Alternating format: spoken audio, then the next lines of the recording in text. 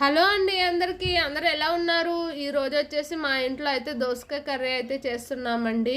రోటీలోకి చపాతీలోకి అయితే సూపర్ టేస్టీగా ఉంటుంది, మంచి కాంబినేషన్ కూడా. దోసకాయ విత్ పెరుగు కూడా చాలా బాగుంటుందండి. దీనికోసం అయితే ప్యాన్ పెట్టుకొని ప్యాన్లోనే ఆయిల్ వేసుకొని దాంట్లో సన్నగా తరిగిన ఉల్లిపాయ వేసి ఆయిల్లో ఫ్రై చేసిన తర్వాత దాంట్లోనే కొంచెం అల్లం వెల్లుల్లి పేస్ట్ వేసి అలాగే కొంచెం కరివేపాకు కూడా వేసి దాంట్లోనే ఇంకా సన్నగా తరిగిన దోసకాయ ముక్కలు కూడా వేసేయాలి అన్నమాట.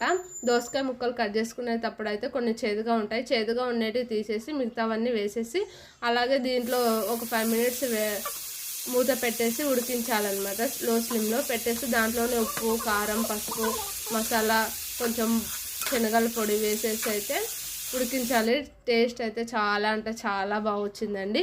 ప్లీజ్ అండి, నా వీడియోస్ కనుక నచ్చినట్లయితే సబ్స్క్రైబ్ చేయండి, లైక్ చేయండి వీడియోని. Bye bye.